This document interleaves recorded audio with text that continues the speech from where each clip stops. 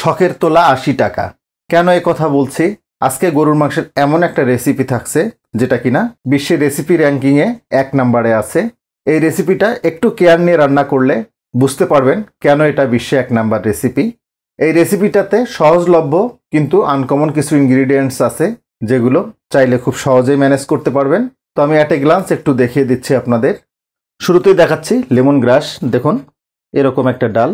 এগুলো বড় বড় সুপার শপে পেয়ে যাবেন। তো আমি ২ পিস নিয়েছি। এগুলোকে একটু থেতে নিতে হবে।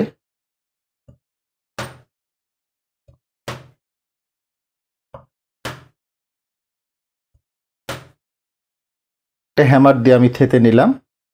আপনারা চাকুর বিপরীত সাইডটা দিয়েও এটাকে থেতে নিতে পারবেন। এই তো হয়ে গেল। দেখুন এটা হচ্ছে থাই আদা, এটাকে গেলাঙ্গালো বলা হয়। তো এটা কয়েক টুকরো কেটে নিব।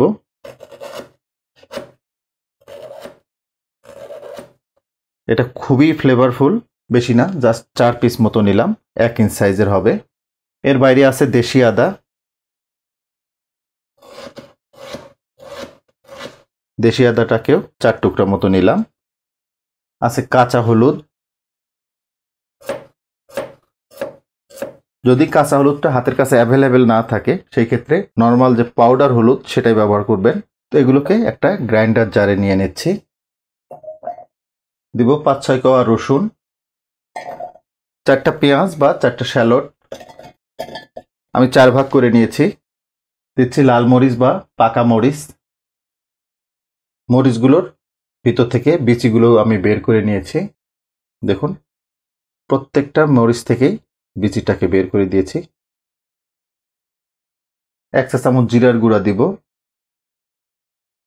১ চা চামচ ধনিয়া গুঁড়া, ১/২ চা চামচ মৌরি গুঁড়া। জিরা, ধনিয়া এবং মৌরিটা আস্ত ব্যবহার করা যেতে পারে, বাট পাউডারটা দিলে একটা স্মুথ পেস্ট তৈরি হবে।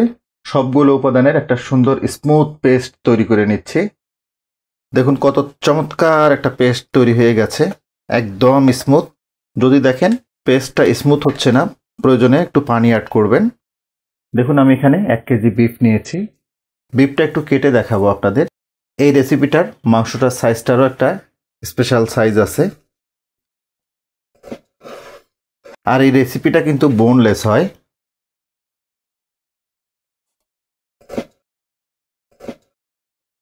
খেয়াল করুন সাইজটা,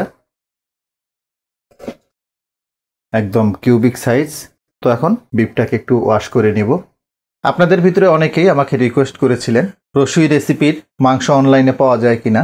তো তাদের জন্য একটা সুখবর, রসুই রেসিপির ভুনা মাংস এবং গরুর মাংসের জোড়া মাংস ঝাল হাউস ফেসবুক পেজ থেকে কিংবা স্ক্রিনে দেখানো হোয়াটসঅ্যাপ নাম্বারে আপনারা বুকিং দিতে পারবেন। প্রাথমিক অবস্থায় ভুনা মাংসটা ১ কেজির বক্সে আর ঝুরা মাংসটা 1/2 কেজির বক্সে। আর ঝুরা মাংসটা কিন্তু একদম বোনলেস। চুলে একটা প্যান বসিয়েছি, প্যানটা গরম হয়ে গেছে। ১ কাপ নারকেল কোরানো নিচ্ছি। নারকেলটাকে রোস্ট করে নিতে হবে, তবে খেয়াল রাখবেন কোনো অবস্থাতেই যেন একদম পুড়ে না যায়, ব্রাউনিশ কালার করে ভাজতে হবে। খেয়াল রাখবেন শেষের দিকে কিন্তু খুব দ্রুত কালার চলে আসবে, কোনো অবস্থাতে পুড়ানো যাবে না, ব্রাউন করে ভেজে নিতে হবে। দেখুন কত দ্রুত কালার চলে আসছে, অনবরত নাড়তে হবে। শেষের দিকে চুলাটা বন্ধ করে দিতে হবে, প্যানের হিটেই বাকিটুকু রোস্ট হয়ে যাবে। দেখুন কত চমৎকার একটা কালার চলে আসছে। তো এখন এটাকে আমরা একটা গ্রাইন্ডারে নিয়ে পেস্ট করে নিব। দেখুন নারকেলটা থেকে কত চমৎকার একটা পেস্ট তৈরি হয়ে গেছে, একদম অয়েলি একটা পেস্ট। এটাতে আমি কোনো পানি বা আদার্স কিচ্ছু দেইনি, জাস্ট গ্রাইন্ড করার পরে এরকম অয়েলি হয়ে গেছে। তো এখন আমরা মূল রেসিপিতে চলে যাচ্ছি। চুলে একটা পাতিল বসিয়েছি, ২-৩ টেবিল চামচ মতো রান্নার তেল দিয়ে দিলাম। দিচ্ছি বড় সাইজের ১ টুকরা দারুচিনি, একটা স্টার অ্যানিস,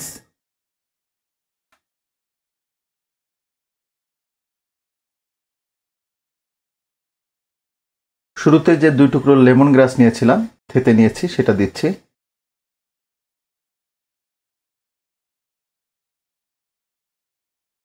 শুরুতে যে পেস্টটা তৈরি করেছিলাম সেটা দিচ্ছি। পেস্টটাকে একটু ভুনে নিতে হবে।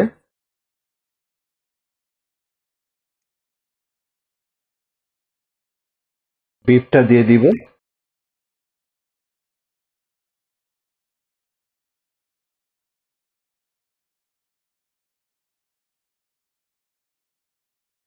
হাফ টেবিল চামচ মতো লবণ দিয়ে দিচ্ছি।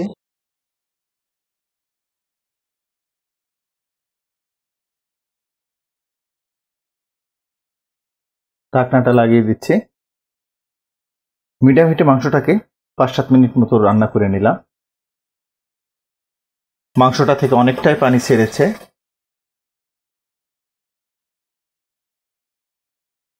এক টেবিল চামচ মতো তেঁতুলের কাঠ দিয়ে দিচ্ছি।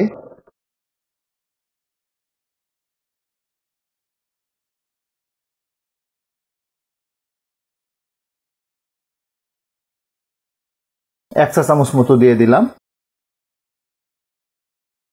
চুলার জালটাকে এই মুহূর্তে আমরা মিডিয়াম টু লোতে নিয়ে আসলাম। 4-5টা লেবু পাতা দিচ্ছি। যদি হাতের কাছে লেবু পাতা না থাকে সেই ক্ষেত্রে একটু লেবু দিতে পারেন। ঢাকনাটা লাগিয়ে দিচ্ছি। মিডিয়াম টু লো হিটে মাংসটাকে আরো 10-12 মিনিট মতো রান্না করে নিলাম।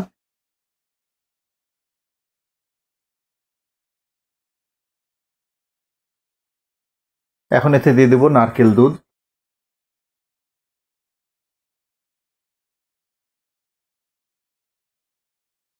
দুই কাপ মতো ক্রিমি নারকেল দুধ দিয়ে দিলাম।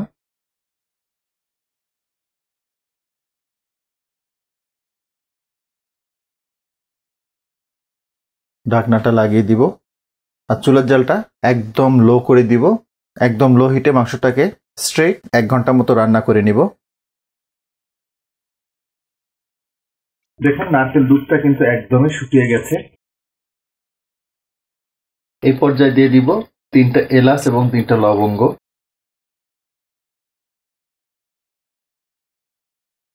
শুরুতেই নারকেল কোরানোগুলোকে রোস্ট করে দেন এটাকে বেটে নিয়েছিলাম। নারকেলের এই পেস্টটা দেওয়ার পরে মাংসটাতে একটা ব্রাউনিশ কালার চলে আসবে।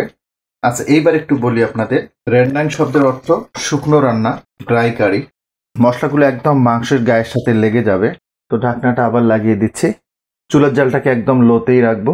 বিফটাকে আরো প্রায় 30 থেকে 35 মিনিট মতো রান্না করে নিলাম। তবে অফ ক্যামেরায় আমি কিন্তু কয়েকবার করে নেড়ে দিয়েছিলাম। বিফ রেন্ডাংটা রেডি। দেখুন এটা একদম ড্রাই হয়ে গেছে আর মশলাগুলো সব গায়ে গায়ে লেগে গেছে। কতটা লোভনীয়! দেখুন এবার লুকটা।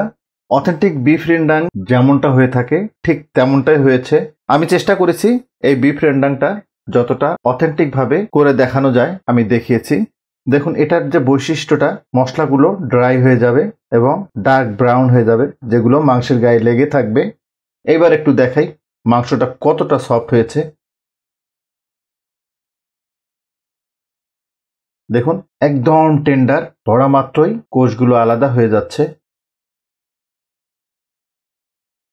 তো যাই হোক, আশা করব বিফ রেন্ডাং এই রেসিপিটা আপনাদের অনেক ভালো লাগবে, আর ভালো লাগলেই কিন্তু আমার সার্থকতা। তো আজকে পর্যন্তই। সবাই অনেক ভালো থাকবেন, সুস্থ থাকবেন, নিরাপদ থাকবেন। আল্লাহ হাফেজ।